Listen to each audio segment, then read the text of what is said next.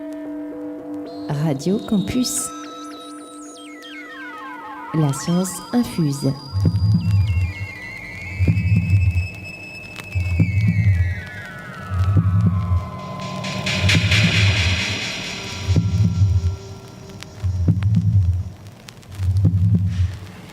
Go with it? Yeah, let's go.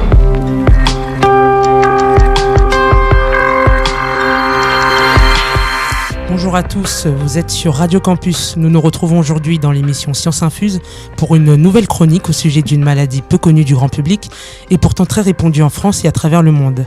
Il s'agit de la drépanocytose. Alors qu'est-ce que c'est ? Qui peut être touché ? Y a-t-il un remède efficace à ce jour ?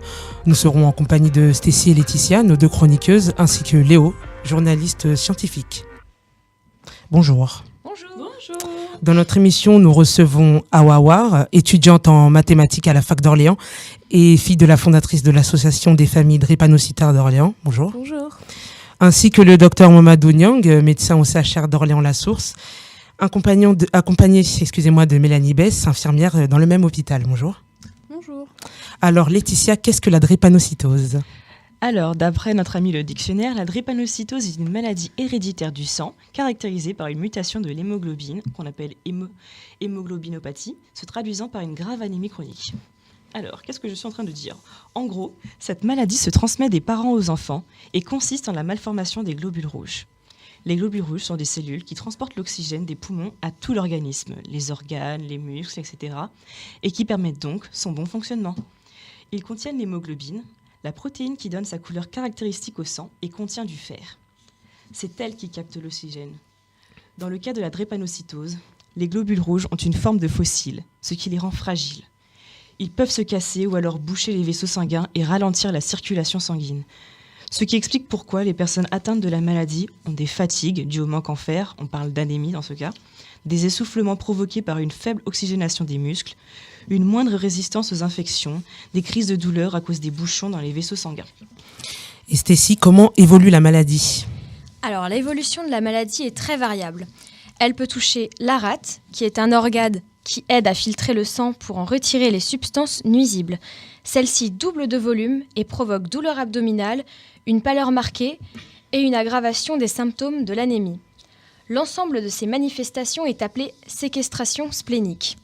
Elle est brusque et nécessite une hospitalisation en urgence, en particulier si elle est observée chez un enfant de moins de 7 ans. D'autres signes plus transitoires, comme des crises aplasiques, sont aussi observés. Ce sont des fièvres accompagnées de maux de tête, de douleurs abdominales, d'une perte d'appétit ou de vomissements.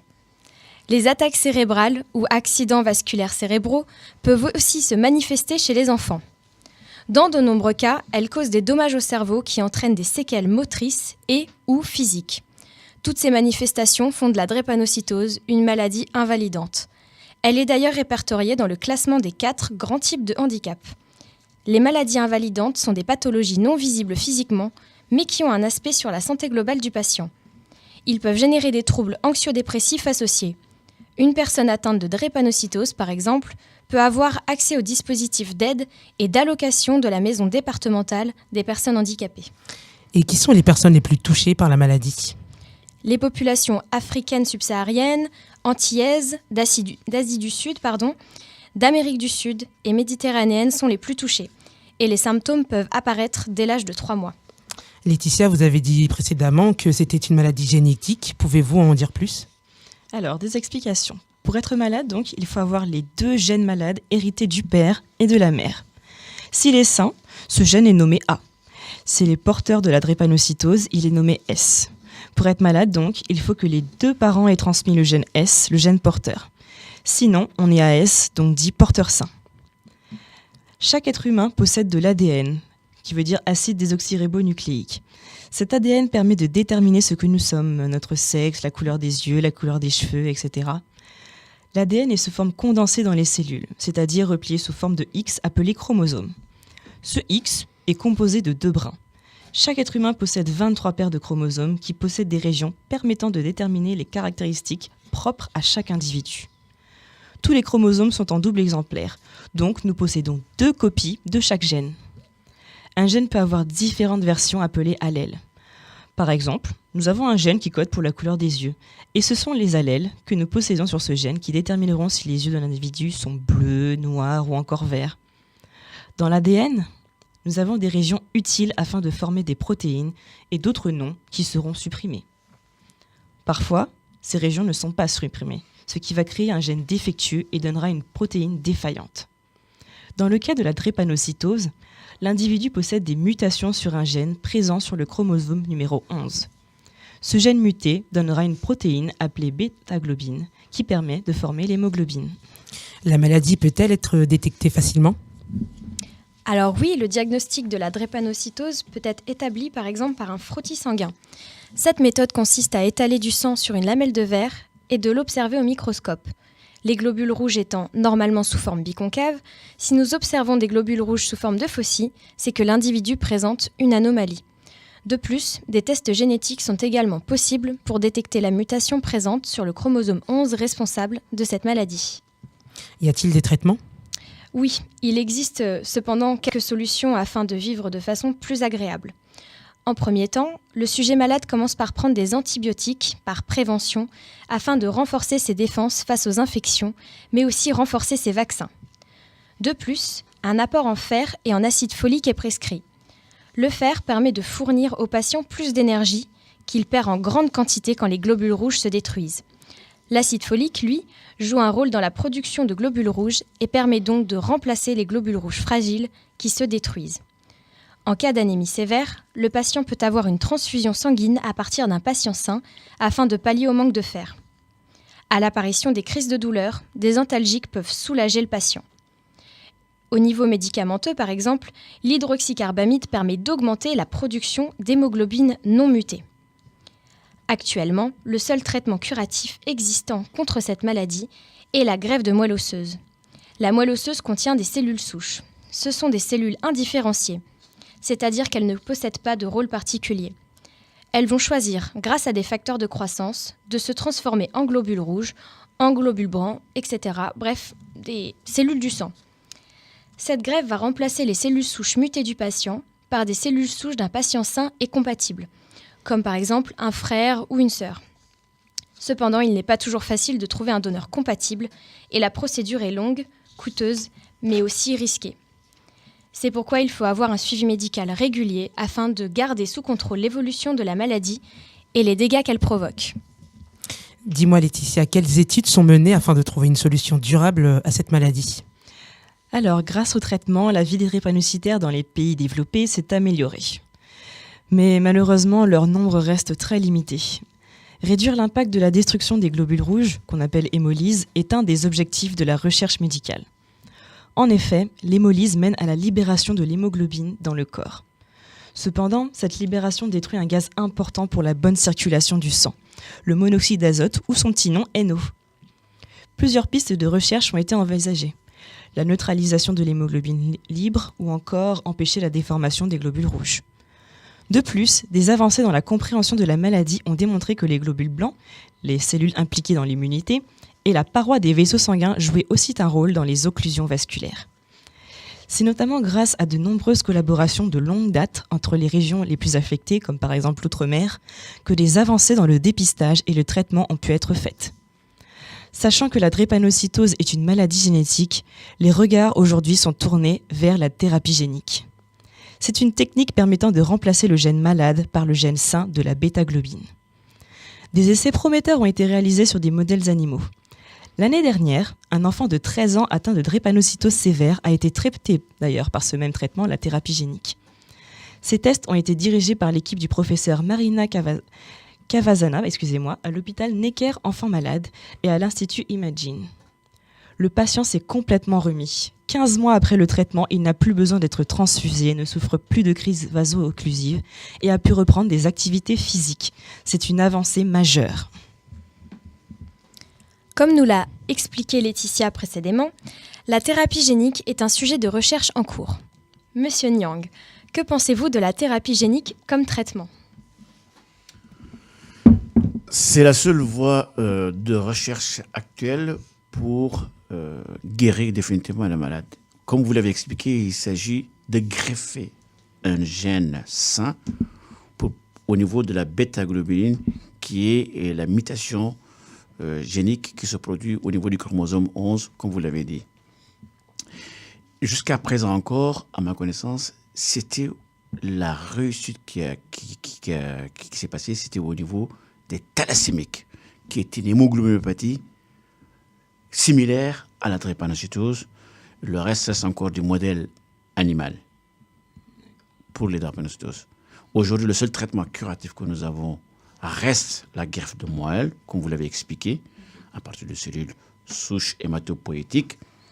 Vous savez très bien, comme vous l'avez dit, ça reste une procédure très coûteuse, très longue, mais il faut également un donneur, pas n'importe lequel, compatible. Petite pause en musique avec Tracy Chapman, Sing for You, juste le temps pour vous de digérer toutes ces informations. On se retrouve juste après, à tout de suite. 1, 2, 1, 2, 3, 4.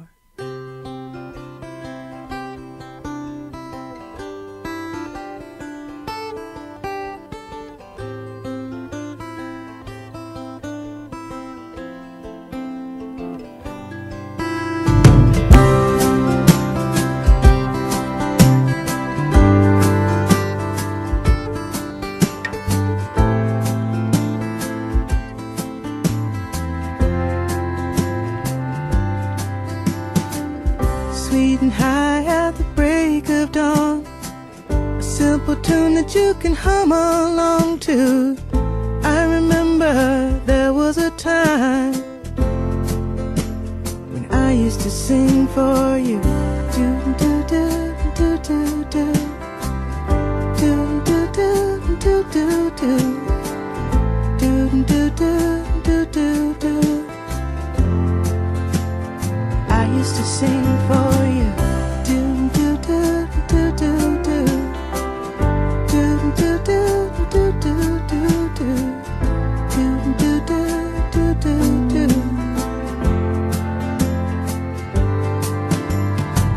Knew all the words to the popular songs with the radio on full volume. I remember there was a time I used to sing for you. Do do do do do do do do do do do do do do do do.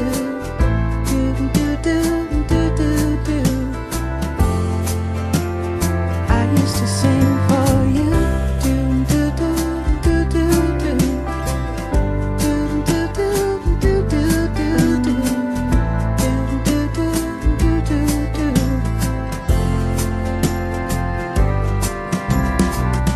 Forget the chorus, you're the bridge. The words and music to every day I've lived. There's nothing I wouldn't give for one more time when I can sing for you. Do do do do do do do do do do do do do do do do.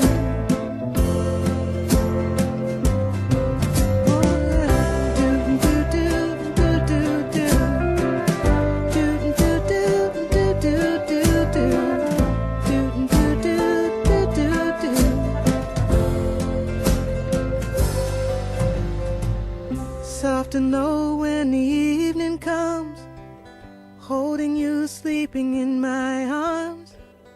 I remember there was a time when I used to sing for you. Do do do do do do do do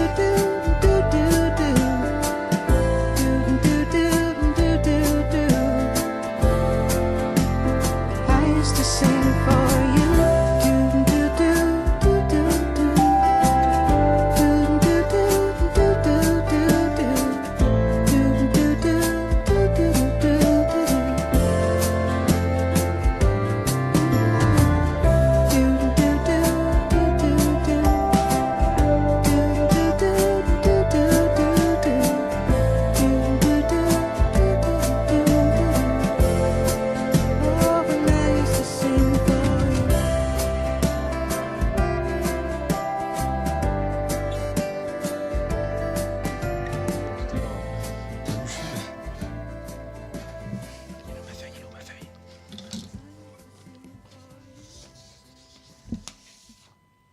La science infuse sur Radio Campus 88.3.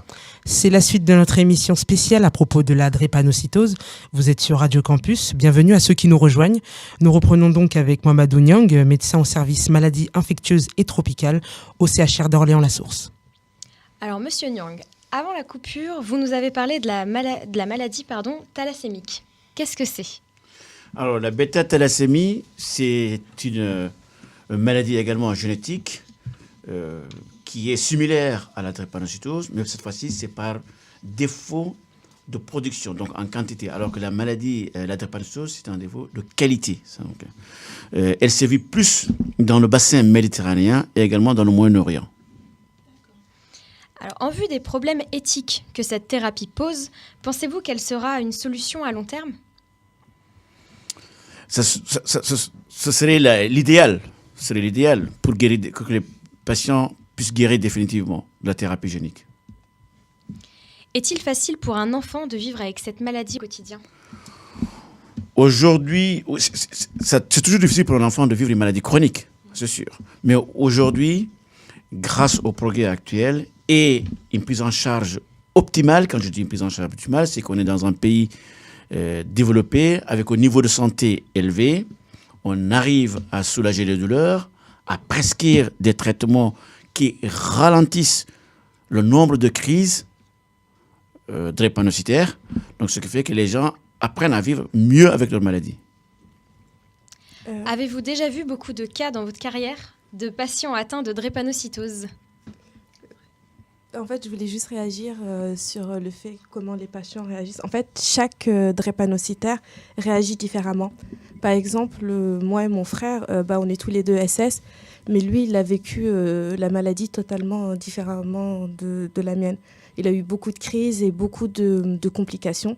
Du coup, maintenant, il doit subir encore beaucoup d'opérations parce qu'il ne grandit pas normalement à cause... il a eu une ostéomélite. Du coup, ses jambes, ils ne grandissent pas normalement. Il a subi des opérations de la rate, alors que moi, je fais moins de crises. Mais j'en faisais moins quand j'étais enfant, mais là, je commence à en refaire beaucoup. Et généralement, mes crises, quand j'en ai, j'ai souvent des infections pulmonaires. Alors que lui, c'est vraiment des infections graves, quoi.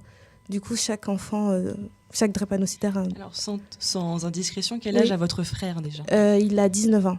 Déjà. D'accord. Les symptômes comme ça peuvent dépendre de l'âge ou c'est simplement dépendre d'un patient à l'autre ? Les signes cliniques en global, c'est une anémie chronique, c'est les crises douloureuses, c'est la susceptibilité aux infections. Mais effectivement, comme a dit Ao, les manifestations cliniques diffèrent d'un patient à un autre. Pour la simple raison, même s'ils sont issus de la même famille, il y a une sélection de la nature qui fait que vous savez qu'à la naissance, nous avons tous une hémoglobine fœtale. Cette hémoglobine fœtale, à cause de la pesanteur, elle va se tasser au bout de 3 mois, elle va disparaître totalement. On n'en avoir qu'entre 0,5 à 1% de notre hémoglobine.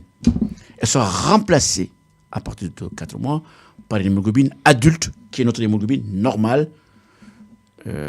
Pour mieux comprendre, comme on a toujours 2 allèles, il faut parler d'hémoglobine adulte grand A, nous allons avoir AA, c'est quelqu'un qui a une hémoglobine normale. Le drépanocytaire qui fait ces crises, lui qui est S par rapport à sickle en anglais, qui veut dire faucille. Ce sont des formes d'hémoglobine sous forme de faucille, sous forme de croissant. Quand il a ces 2 allèles, il est SS. Donc, lui, il est malade. Et celui qui est hétérozygote, il est AS. Il a une forme Celui qui est SS, il n'a aucune hémoglobine normale. Tout ce qu'il a, c'est de l'hémoglobine anormale. Lui, il est malade. Celui qui est hétérozygote, il a pratiquement 50% de l'hémoglobine normale et de l'hémoglobine anormale qui est l'hémoglobine S. La différence par rapport à son frère, c'est que par sélection de la nature, il va se retrouver qu'elle va garder plus d'hémoglobine fœtale, qui fait que elle aura moins de crises dans le temps. D'ailleurs, l'hydroxycarbamide, qui est le médicament qu'on utilise pour diminuer les crises, son rôle, c'est d'augmenter la production de l'hémoglobine fœtale pour protéger les malades des crises drépanocytaires. Avez-vous déjà vu beaucoup de cas du coup de drépanocytose dans votre vie? Bien sûr, vous imaginez, quand on parle de drépanocytose, on parle de l'épidémiologie, d'un contexte géographique. La drépanocytose, si je vous dis, en Afrique centrale, une naissance sur 30. En France, on est sur un enfant atteint sur 1900 naissances. Mais quoi qu'encore, en France, il y a des disparités. Si vous prenez l'île, on est à 1 sur 16 000 naissances. Si vous prenez l'île de France, où il y a Saint-Denis et Meaux et Avicenne, on est à 1 sur 800. Si vous prenez les DOM, c'est-à-dire le département d'outre-mer, on est à 1 sur 280. Vous voyez, c'est en fonction des origines géographiques. En fonction des origines géographiques, le métissage, le brassage entre individus et la migration. Voilà. Nous avons assez appris que cette maladie est l'une des plus répandues en France, comme vous l'avez dit avec vos chiffres notamment. Pourquoi, selon vous, cette maladie est peu connue du grand public, malheureusement? Alors, peu connue en France depuis quelques années, en tout cas, il y a eu du progrès parce que quand même, jusqu'en 2005, il n'y avait pas encore de dépistage systématique en France. On sait qu'en Outre-mer, c'est un dépistage systématique. Tout enfant né en métropole, on reste si un des parents est originaire des zones d'endémie de la drépanocytose. Systématiquement, s'il y a un des parents qui est originaire. Peu connu, nous avons un centre de référence national en France. Et depuis 2005, il y a eu quand même des centres de compétences au niveau de tous les grands hôpitaux en France. Ce qui fait qu'il y a des formations, il y a des diplômes où infirmières et médecins peuvent aller se former dans la prise en charge. Ce qui fait que dans tous les services des urgences en France, il y a une cellule de prise en charge des drépanocytaires. Je peux rajouter aussi, en Afrique, on a tendance aussi à cacher le fait que l'enfant soit malade. Il y a une certaine honte là-dessus, et du coup, parce que vu que c'est une maladie du sang, ça rappelle souvent à la sorcellerie et tout ça, et du coup, l'enfant a tendance le parent a tendance à cacher que l'enfant est malade pour éviter d'avoir cette honte sur lui. Donc, je pense que la maladie, elle est en train de se faire connaître grâce aux immigrés qui osent en parler. Mais ceux qui restent en Afrique, ils vont le cacher. Voilà. D'ailleurs, la maladie en Afrique est rarement appelée drépanocytose. On l'appelle souvent la maladie. C'est la maladie du sang. D'accord. Cette maladie nécessite, comme de nombreux autres, des soins. Donc, nous avons avec nous Madame Mélanie Bess, infirmière au CHR d'Orléans-la-Source. Bonjour. Bonjour. Alors, quelques questions. Depuis combien de temps travaillez-vous dans le service avec le docteur Nyang? Depuis mars 2012. D'accord. Quels soins devez-vous prodiguer au quotidien pour les malades? Les patients drépanocytaires, souvent quand ils arrivent chez nous, sont en crise. Donc ce sont des crises très douloureuses. En général, quand vous avez une fracture, les patients drépanocytaires ont très peu mal, contrairement aux crises vaso-occlusives. Donc c'est pour vous laisser imaginer le type de douleur qu'ils ont. En général, quand ils font une crise chez eux, on leur préconise de s'automédiquer, donc avec des antalgiques de palier 1 et 2, de se mettre au chaud, de rester au calme, de se reposer. Après, si la crise ne passe pas, ils peuvent venir aux urgences où le traitement sera adapté et les antalgiques, on va passer en général à la morphine. Donc chez nous, on va les mettre sous oxygène, ils seront mis sous PCA de morphine, donc en fait c'est une pompe qui délivre de la morphine à la demande. Il y a une auscultation par les praticiens hospitaliers une fois par équipe pour déceler toute complication, notamment au niveau pulmonaire, donc les syndromes thoraciques aigus. Ensuite, on réadapte le traitement. On voit avec la kiné pour qu'elle leur fasse faire de la kiné respiratoire. En général, il voit aussi le psychologue parce que ce sont des crises qui sont très difficiles à vivre.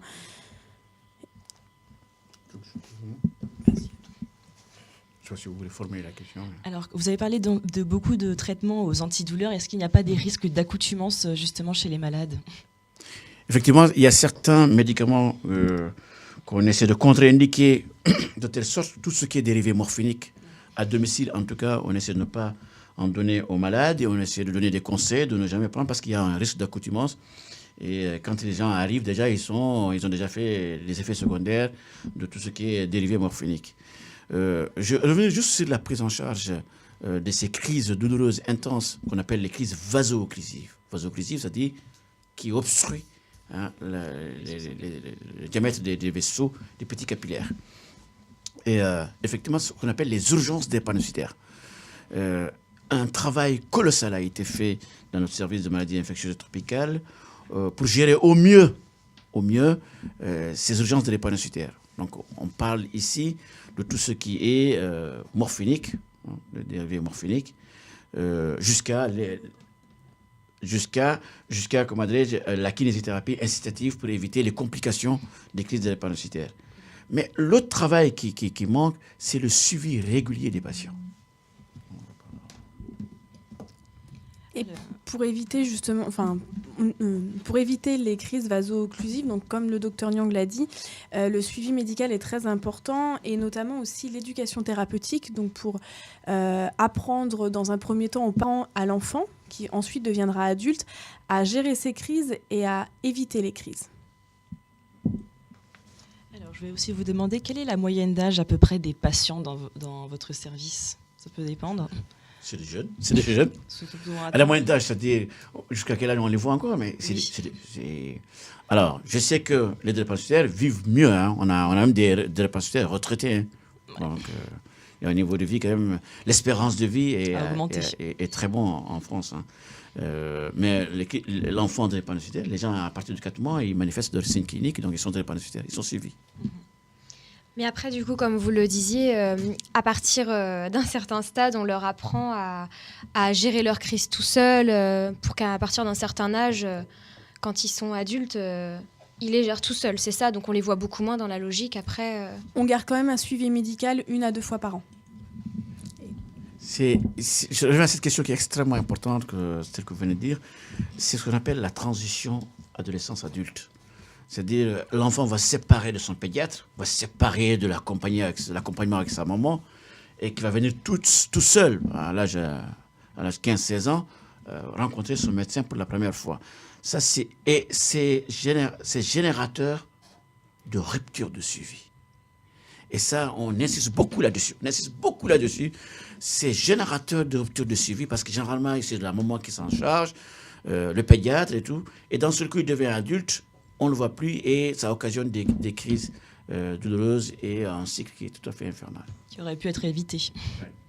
Sans oublier la crise d'adolescence où l'enfant peut rejeter sa maladie.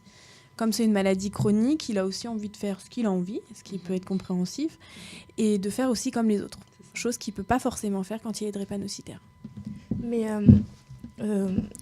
même si on nous donne des conseils et qu'on sait comment gérer la maladie, en fait, quand on a une crise vaso-occlusive, c'est par étapes. Genre, la douleur, elle commence tout doucement. On se dit, OK, je peux le gérer avec du paracétamol et tout ça.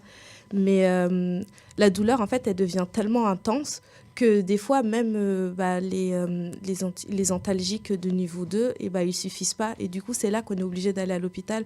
Et on arrive avec une douleur sur une échelle de 0 à 10. Généralement, quand on est aux urgences, c'est entre 8 et 9. Quoi. C'est vraiment, vraiment intense.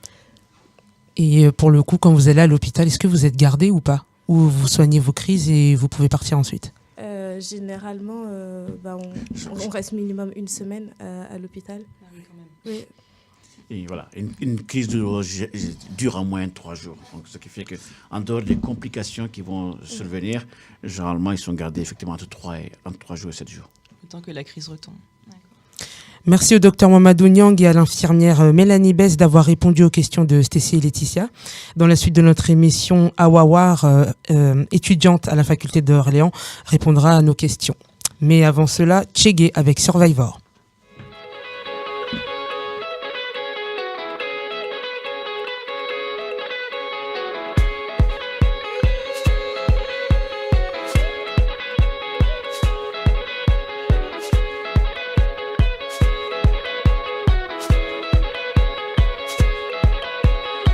My mother told me, why you cry? I said for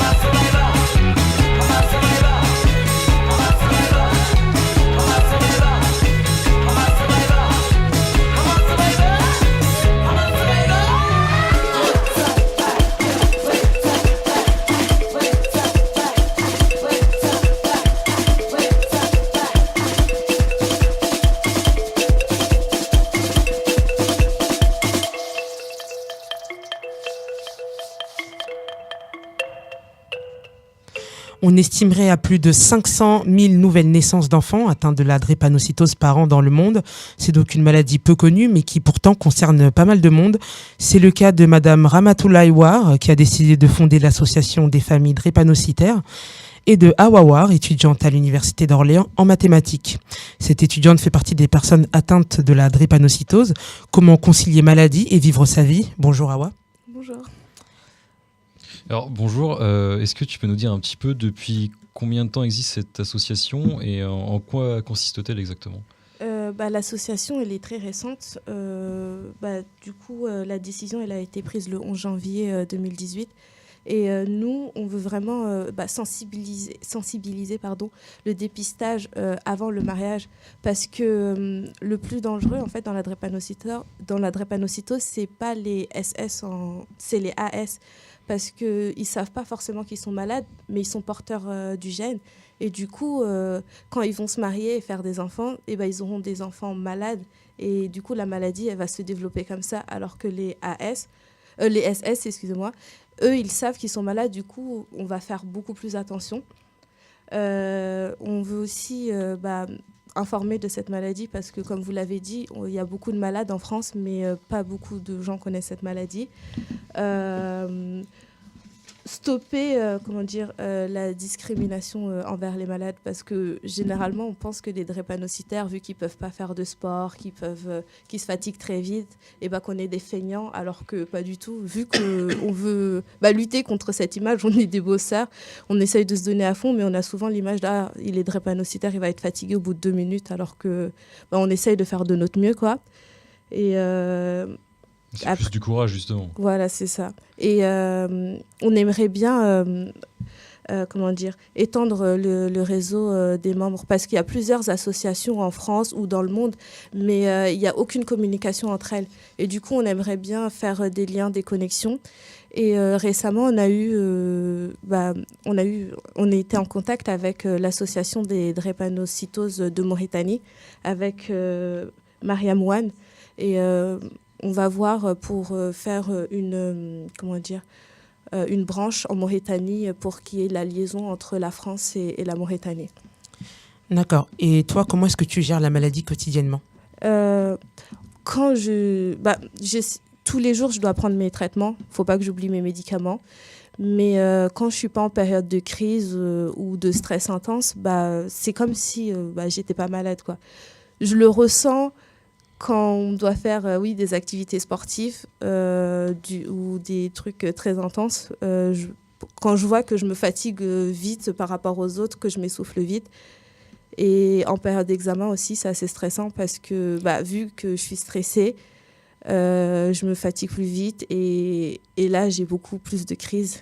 Et c'est ça qu'il faut gérer. Il faut que je gère les crises par rapport au cours. Du coup, il faut que je prenne de l'avance au cas où si je tombe malade. D'accord. Et pour le coup, vu que vous êtes beaucoup plus fatigué rapidement quand vous faites du sport, vous n'êtes pas dispensé de sport ou quoi que ce soit? Si, au collège, on était dispensé de sport. Au lycée aussi. J'ai pas passé l'épreuve de sport au bac. Mais on essaye d'en faire un peu. Je sais que moi, je fais de la natation le dimanche, mais je me pousse pas à fond, quoi. D'accord. Donc ta scolarité était classique, du coup, où il y a des fois où tu pouvais vraiment pas aller en cours et... il y a des camarades qui t'aidaient Oui, j'ai souvent des camarades qui me donnent mes cours quand je suis absente. J'ai souvent raté mes examens blancs, genre les bacs blancs. Quand j'étais en prépa, quand on faisait les concours blancs, j'étais souvent absente parce que je stressais justement. Et du coup, je tombais malade. Mais sinon, je pense que j'ai une scolarité assez classique, quoi. Du coup, t'es souvent à l'hôpital ou pas, pour le coup? Comparé à mon frère, je trouve que ça va. Je fais pas trop de crises. Je trouve que cette année, j'en ai fait beaucoup parce que là, j'en avais fait une en décembre. Et ensuite, en février, encore, je suis retombée malade et j'ai dû aller jusqu'à l'hôpital. Mais sinon, généralement, moi, je fais une crise par an. Mais mon frère, vu que j'ai grandi avec lui faisait, par exemple, une crise par mois ou une crise chaque 2 semaines, des fois. Du coup, je pense que comparé aux autres drépanocytaires, moi, ça va. Donc ça veut dire que, comparé à ton frère, au niveau des études, tu as moins de problèmes?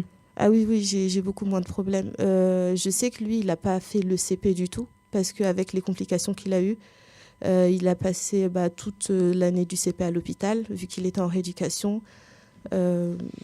Et oui, il a lâché les études assez vite parce qu'il ne pouvait pas se concentrer, vu qu'il faisait 1 semaine de cours, puis 3 semaines à l'hôpital. Du coup, c'était quasiment impossible, quoi. Est-ce que dans ta famille, vous avez des aides au quotidien quelconques, financières ou médicales ? Pas que je sache. Après, pas que je sache. Genre après, on est en lien avec les hôpitaux. On sait qu'on a nos rendez-vous chaque mois et tout ça. Mais sinon, non, on n'a pas d'aide financière. Est-ce que vous connaissez d'autres drépanocytaires ? Est-ce qu'ils vous ont suivi dans votre démarche d'association ? Ou il n'y a que ta mère qui a voulu créer justement c'est ma mère en parlant à d'autres malades qu'elle a rencontrés qu'elle a voulu créer cette association. Mais moi, personnellement, je ne connais pas de drépanocytaire de mon âge déjà. Et j'aimerais bien en rencontrer pour voir, pour partager nos expériences. Et tu as quel âge du coup ? J'ai 22 ans. Est-ce que les personnes qui t'entourent à la fac ou tes amis sont au courant de ta maladie ? Seulement mon groupe d'amis. Sinon, je le dis à personne, ni aux profs, ni aux gens de ma classe. Les personnes vraiment proches de toi ? Oui, c'est ça. D'accord. Et elles ont réagi comment ? En fait, je crois que la première fois qu'elles l'ont appris, c'est parce que j'étais à l'hôpital. Et du coup, j'ai envoyé un message, je vais être absente pendant 1 semaine. Est-ce que vous pouvez récupérer mes cours ? Et du coup, elles sont venues me rendre visite à l'hôpital et elles m'ont vu dans mon lit oxygéné et tout. Et au début, c'est vrai que ça surprend parce que vu que c'est une maladie assez... c'est seulement pendant les crises qu'on le voit. Dans la vie de tous les jours, quand on me voit comme ça, on dirait pas que je suis malade. Je le cache assez bien et j'en parle pas. Du coup, ça a fait un choc. D'accord. Du coup, je vais pas te demander qu'est-ce que tu veux faire plus tard, parce que plus tard, tiens un peu maintenant. Tu veux faire quoi comme travail après tes études ? Je sais pas. En fait, j'aime beaucoup de trucs. Du coup, je sais pas vers quoi m'orienter. Comment est-ce que vous comptez sensibiliser à travers votre association ? Parce que on fait une association, mais vous comptez faire des actions, vous comptez aller... Qu'est-ce que vous comptez faire pour sensibiliser au maximum les gens autour ? Déjà, là, on a créé le site web et une page YouTube. Ma mère, elle fait des vidéos en Peul pour sensibiliser les gens de la Mauritanie qui ne parlent pas forcément français. Mon frère aussi, il fait des vidéos aussi pour parler de son expérience. Ensuite, on organise des conférences. Par exemple, le 7 juillet, là, on va en organiser une. Et voilà, pour l'instant, c'est ça nos actions. Et c'est quoi le site ? C'est afd45.fr. D'accord. Et finalement, ça serait quoi ta recette pour positiver au quotidien ? Je me dis, tant que j'ai pas mal, c'est bon, je peux continuer. D'accord. Et tu auras un message à passer à toutes ces... S'il y a d'autres personnes drépanocytaires qui écouteraient l'émission et qui se décourageraient un peu, qui en auraient marre, est-ce que tu aurais quelque chose à leur dire, un message ? C'est vrai que vivre avec la drépanocytose au quotidien, c'est dur, c'est assez difficile, surtout de l'expliquer aux autres, genre pourquoi on est absent, pourquoi on est fatigué. Mais faut essayer de relativiser, même si c'est difficile, hein, mais faut se dire que ça pourrait être pire. Merci beaucoup, merci à tous. C'est la fin de notre émission, la drépanocytose, une maladie à ne pas prendre à la légère. Pour plus d'informations, rendez-vous sur afd45.fr, sur www.drepavie.org ou sur www.apipd.fr. Merci d'avoir été avec nous tout au long de l'émission. Merci encore au docteur Mamadou Niang, à l'infirmière Mélanie Bess et à Awa Awar pour votre présence aujourd'hui. C'était Stécie, Laetitia, Léo et Maëva pour Radio Campus. À très bientôt.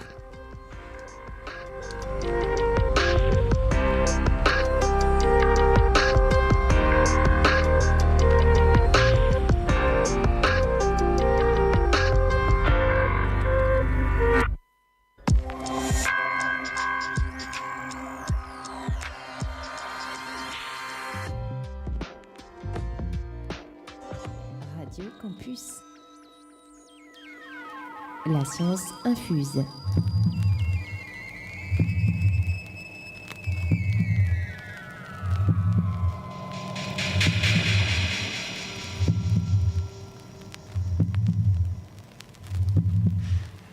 Wanna go with it? Yeah, let's go.